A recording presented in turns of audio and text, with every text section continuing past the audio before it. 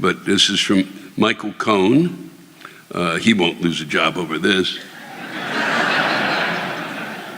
Here's a lesson to be learned.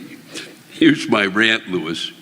When you look at a bottle of A1 sauce, you will notice, if you don't have your head up your ass, that it was established in 1862. That's right, 1862. So you're telling me that in the middle of the worst conflagration of death and destruction that this country has ever seen, someone said,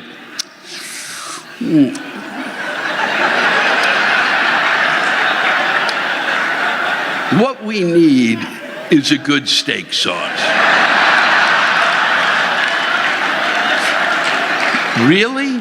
A good steak sauce in the middle of the Civil War? Now that's just fucked up. Thank you, Michael.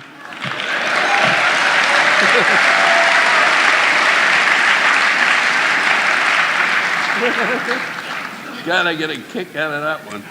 Whew. Son of a bitch. I'd never noticed. I mean, I just don't. I mean, and I like A1.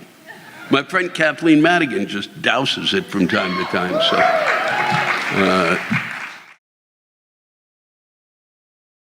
we're on a pier that is literally, and this is redundant for this audience. This is sat through literally 19 hours of performance at this point.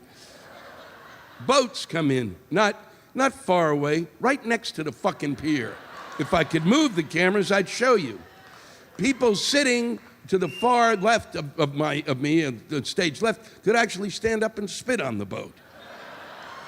Those boats, and then little boats, and then boats that just play music for no apparent reason. And then apparently there's a fireworks display on any night, just willy-nilly. Someone got down to Kentucky or Pennsylvania where they just sell fireworks. Nobody gives a fuck about shit burning down.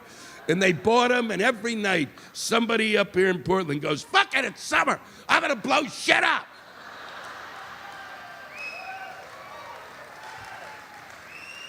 And to the right, trucks just roll in on a regular basis, bringing in a catch of something. I'm not sure. I'm fucking not sure what's happening over there. I think it's high tech, very secret. It could be the NSA at work. They could be, they've got things that it looks like they've got lobsters in it, but they don't have lobsters. They've got they fucking have the records of every phone conversation of the good people of Portland, and it's all happening there.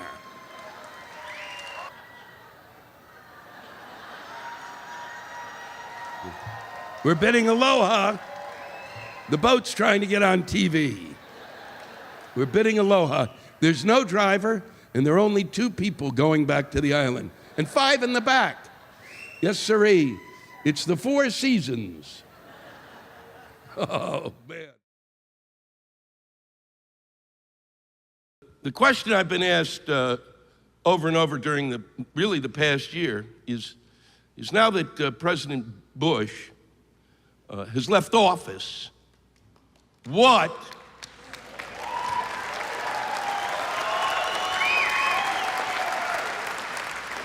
now that George Bush has left the office of the presidency, Lewis, what are you going to do?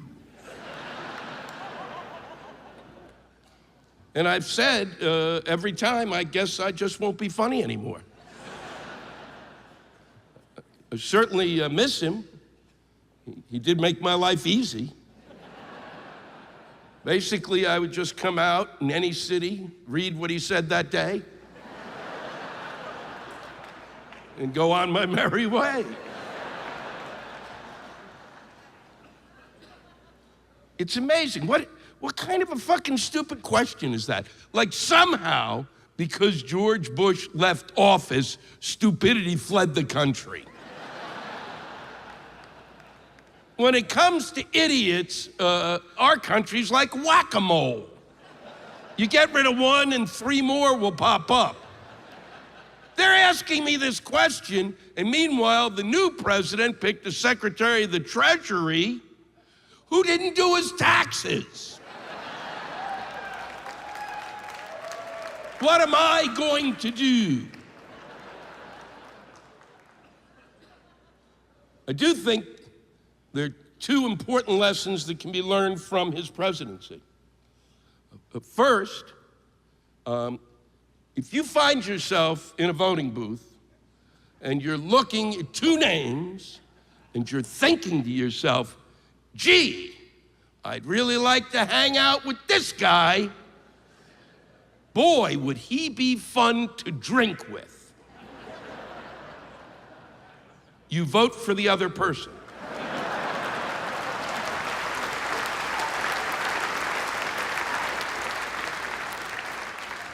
And if you're gonna vote for someone because you think they're gonna be fun to drink with, you be fucking sure they're still drinking.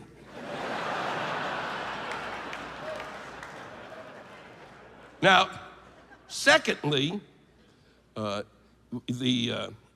believe, and I know this is simplistic, that the reason, one of the main reasons that George Bush became the president is because President Clinton got a blowjob.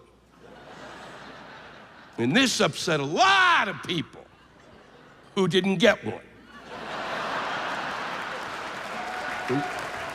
And so, the Christian right was motivated to find a candidate who they felt was religious and spiritual and had a great faith in God. If you're gonna vote for somebody because you think they have a great faith in God, you be really sure that God has faith in them. It's a two-way street. No one, not one leader talked about it. Not one leader discussed where we were headed. Not a one. They all said it was going to be okay.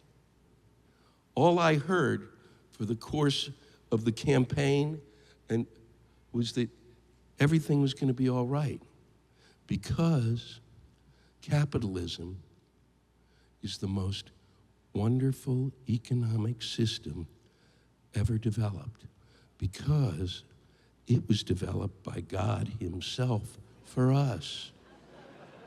There's nothing more splendid than capitalism. It is a beautiful garden, a garden that irrigates itself and fertilizes itself. And it needs no sunlight because it basks in the glory of its own reflection. There's nothing more wondrous than the garden that is capitalism. And if it is left entirely unregulated, that garden will grow and grow and grow until all of us share in its beautiful fruit. And so I went to bed every night dreaming about my beautiful fruit. And then I woke up one morning, and there was the Secretary of the Treasury standing behind the White House at the back door as if he was trying to get away. Holy fuck! We're fucked, he said. We're completely fucked, son of a bitch. I don't know what happened to the garden, but it's a piece of shit now. Watch that hand coming up your ass. It's looking for quarters. Put straws in your nose. The river of shit is rising. Start pulling out your gold fillings and put them on eBay. I'm getting the fuck out of here. Then he ran around the White House 3 times with his hair on fire.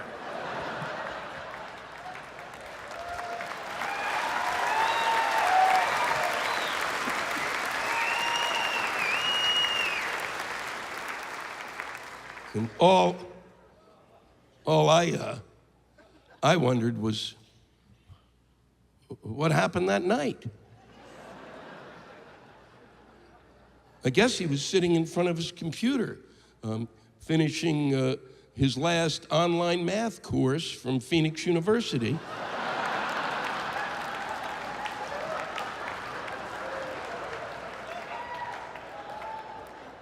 When he reached that eureka moment, Son of a bitch, she cried.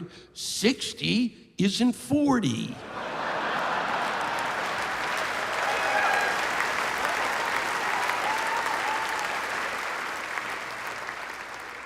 Many